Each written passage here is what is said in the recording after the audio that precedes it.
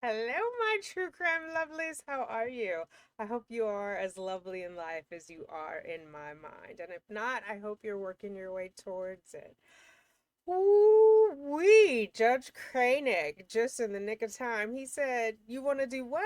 You need to get off the case with Sarah." Well, let me get my pen. Da-da-da, da-da-da, Okay, let's see. I'm being silly. Let me run the intro and then we'll get right into it. Because, baby, have I got news for you.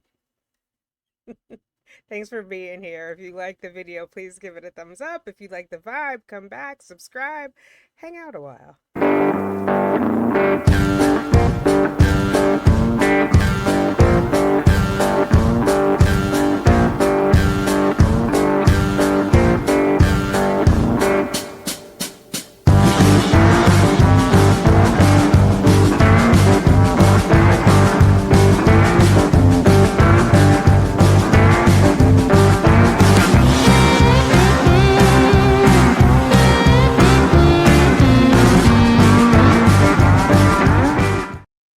All right, not to bury the lead because, why? He granted the motion to withdraw. Surprise, surprise, surprise. So, Joshy is off the case. Let's get into it. Order on motion to withdraw and order appointing appellate counsel. This cause, having come before the court on the motion to withdraw and request for appointment of new appellate counsel, and the court having been fully advised in the premises, it is hereby ordered and adjudged that Joshua Adams Esquire is hereby allowed to withdraw from further representation of the defendant in the above styled cause, and Rodrigo Caruso Esquire is hereby appointed to represent the defendant in this case. Done and ordered in chambers this 5th day of September. It says 2024. Sir, it's 2025. And all those people have been notified. So Josh got a note, Rodrigo got a note. Rodrigo sounds like he's of the brown persuasion. He is. He's a light skinned brown persuasion because, we had to go be nosy. He's cute, though. He's a cutie. I don't know why I said, though. He's just cute. Rodrigo Manuel Caruso. They don't have that little thing, I guess, on the typewriter at the court. Okay, so this is what he looks like. He's a member of the bar, of the Florida Bar, in good standing. He went to law school at Barry University, Duane O. Andres School of Law. Graduated in 2010. Um, he is a decorated military veteran. All right, so then I had to find his website. And see, isn't he just a cutie? Okay, Rodrigo's military service is the foundation. Oh, I should tell you his firm name is Caruso Law. Okay. He does estate planning, criminal defense, criminal appeals, civil litigation, name, image, likeness. A premier boutique strategic law firm leveraging extensive litigation and appellate experience in a worldwide practice. He's worldwide, y'all. Mission: apply military professionalism and discipline to the unrelenting protection of our community. Oh, you're going to love Sarah then, sir. Okay, so his military service is the foundation of Caruso Law. In his role as a legal advisor to the base commander, Rodrigo provided simple and complex estate planning solutions to active and retired members and their families across all services. He provided a broad range of legal assistance to include landlord tenant, family law, and other civil matters. And for over a decade, Rodrigo developed substantial criminal litigation and appellate experience with a core value of service to his community. This extensive and unique background, shaped by service as a military officer, is the Caruso Law way.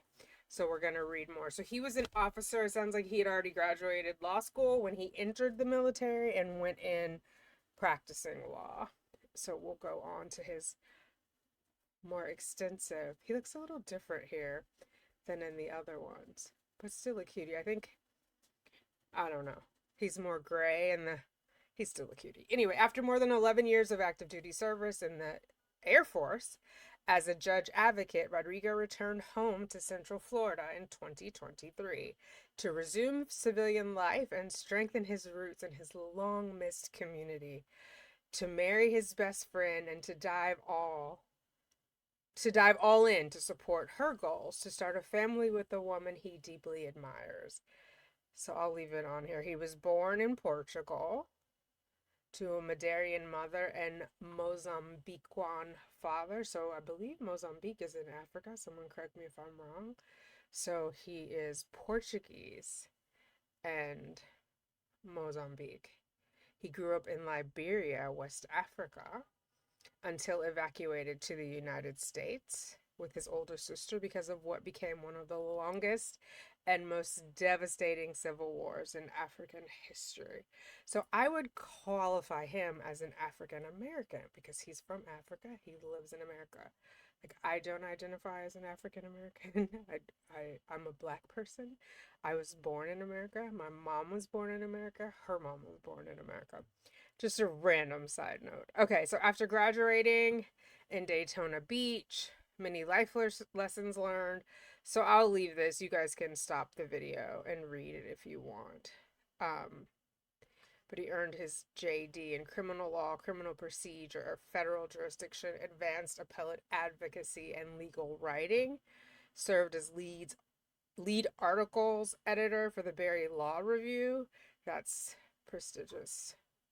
Okay, and then I see advocacy down here. So in addition to nearly 200 litigated and negotiated resolutions as a special assistant United States attorney, as a young prosecutor, Rodrigo was one of the first active duty Air Force judge advocates to attend the Project Safe childhood seminar taught by the Department of Justice at the National Advocacy Center. This course is normally only provided to federal prosecutors who specializes in serious offenses such as possession of child sexual abuse material is what it's called today, distribution of child sexual abuse material, and a multitude of other offenses involving children, commonly referred to child exploitation offenses. So, yeah.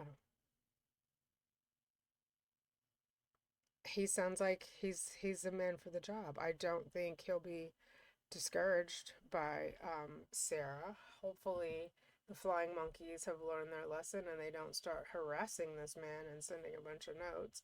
I'm sure he's going to find through reading the transcripts that Sarah is a very interesting character. We'll see how that aligns with what seem to be his core values of advocacy, community, etc. But I guess you don't pick your clients, and you fight for their rights, right? Irrespective of what they've done or what they've been accused of. Well, she's convicted, so what they've been convicted of. All right. Thanks, Judge Kraynick, for not disappointing. Were your ears burning? Did you hear us talking about you yesterday? You came through. I, for one, am glad she gets to do attorney because I feel like while Josh could have gotten his act together sooner, it already feels like an adversarial relationship where she's blaming and faulting him. It's part of how she's hardwired. She doesn't understand, like, when you berate and belittle people, that it disintegrates the relationship, like as evidenced by how she has treated Brian despite his generosity over the years.